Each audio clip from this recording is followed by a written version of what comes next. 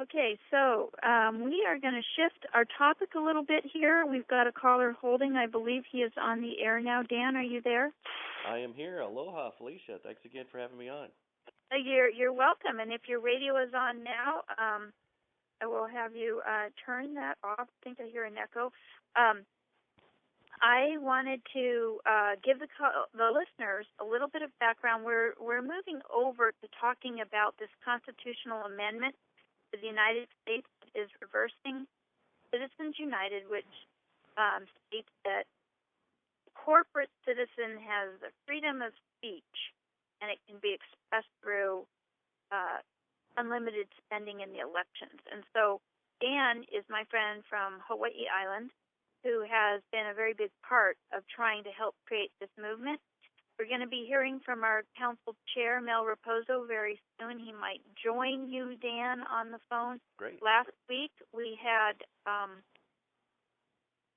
it came up in Kauai County Council for a resolution to pass this. We were almost unanimous. We started to choke over the fact that one of our council members who works for one of the companies, the very big land companies, he coincidentally was uncomfortable with the whereas in there that says, whereas corporations have a fiduciary responsibility to their shareholders, so profit has to come above the public good.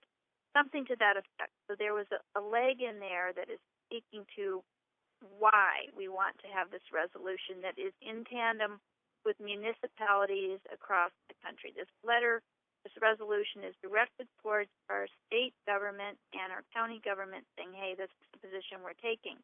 This is going to come up again, not tomorrow, but a week from tomorrow. But so Kauai Island is trying to join the chorus that says we want essentially campaign finance reform. And really all of this, even though it seems really different than dogs and animals and stuff, it all relates. Like, how do we control our communities? Who has the final say? So, Dan, with that introduction, tell us what is happening in Hawaii Island, state of Hawaii, and the United States on this. Last time I spoke with you, the Wolfpack organization had a resolution before the Hawaii legislature calling for a constitutional convention to propose amendments and to get the money out of politics. And I don't know if this has happened in other states where they went to, but the Hawaii House voted unanimously on that and passed it. And we had, I believe it was 10 or 11 sponsors and co-sponsors in the Senate. We only have 25 senators over there. And the chairman of the committee, I can't remember what his name is right now, but it died in committee. We just never really had a chance to get the support and get the votes out there for it. But I think when he kills it like that, by pigeonholing it basically, it's pretty obvious that there would have been the support to get that out of committee. It's really upsetting that just one member of both houses could potentially veto this process entirely. But if that had passed, it would have been a big deal because Hawaii is the only state that hasn't applied for a convention to propose amendments. And is that right? I haven't looked for a while. We are the only state at this point? Yeah, there have been 49 states over the last 200-odd years that have applied for a convention to propose amendments for different reasons. Sometimes nothing was specified. And they've done that over 700 times. In fact, just recently, we had a rule that passed in the House of Representatives by Steve Stivers from Ohio, and I was pushing Congress to get an official count, and they just changed that rule and posted these things online for the first time, and they're now acknowledging them publicly for transparency. But in a bold move of idiocy, they they decided to only go back to the year 2014 and decided that the rest of them they wouldn't count. So starting from 2014 on, they'll keep track of these things. And then if the chairman of the Judiciary Committee, Bob Goodlatte, decides at his discretion, basically, he'll acknowledge past applications, which we would really like to see that, because we firmly believe that with that many applications out there, it would force their hand, and they would have to call this convention. And really, they're just dodging it right now. So, if I could, I would urge your listeners to call Bob Goodlatte in Washington, D.C. There's a couple of numbers they can reach him at, and that's Bob Goodlatte? Yeah, he's the chairman of the House Judiciary Committee from Virginia. And the number you can reach him at is 202-225-3951 or 5431. He's got two numbers there. Okay, can you repeat that again? 202-225-3951. 51. And the other one? The other number is 202-225-5431. One is his personal office, and the other one is to the Judiciary Committee office. And what we want to say is please acknowledge those applications for a convention prior to the year 2014 if you call up there. Okay, and now let's switch it to the people who don't understand political things.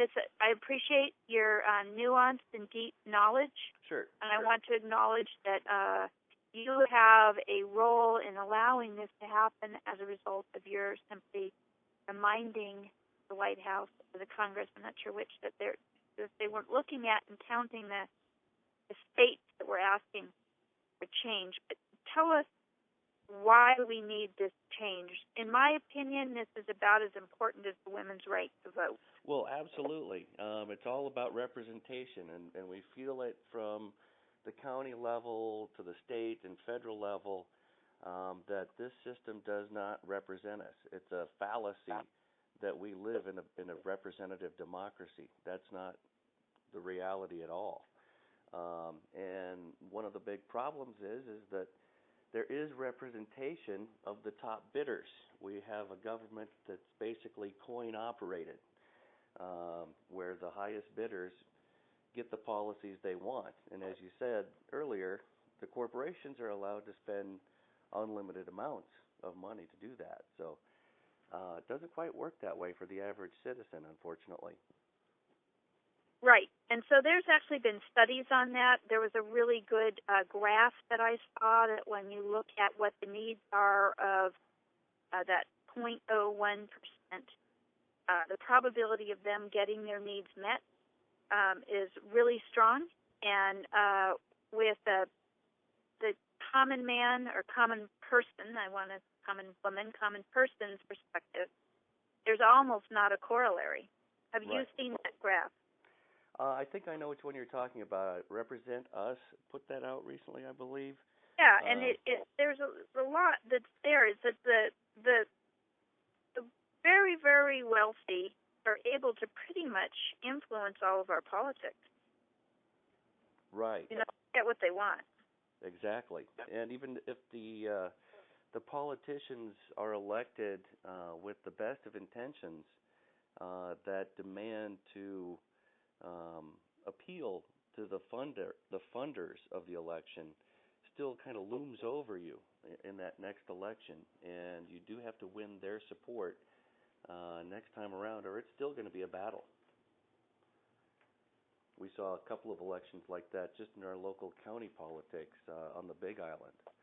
So has the Big Island done a resolution to support this effort?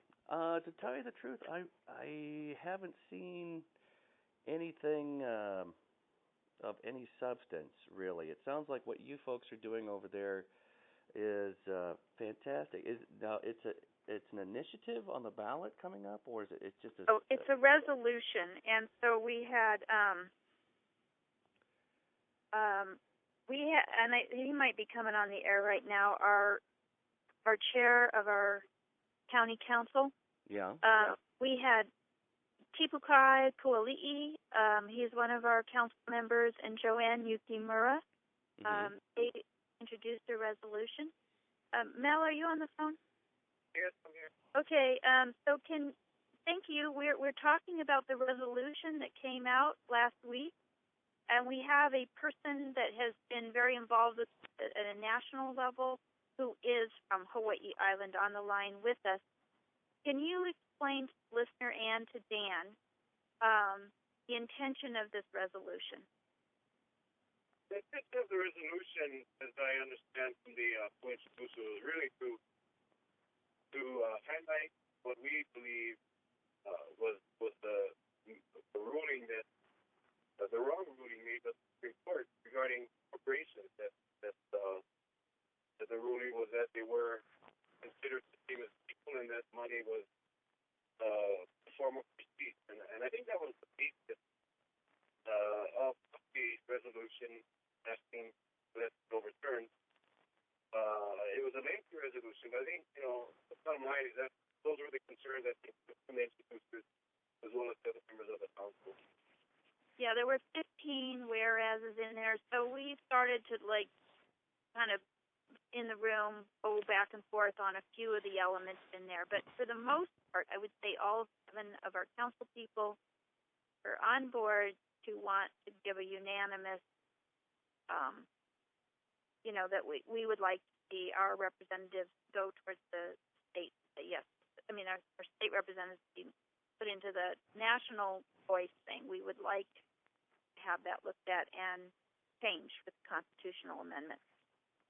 Yeah, I think, it's always nice to have unanimous support.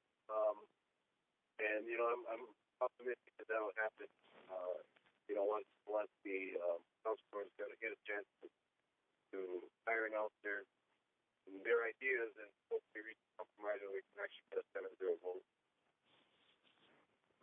Yeah, so Dan was saying he was pleased that our county's doing this. There is a movement across the state that's been working on it. Dan is involved. What's the name of your group called again, Dan? Yeah, we're ArticleV.org for Article 5 of the Constitution. That's the part of the Constitution that explains how to amend the Constitution. So we took our name after that, and ArticleV.org. You can look us up there.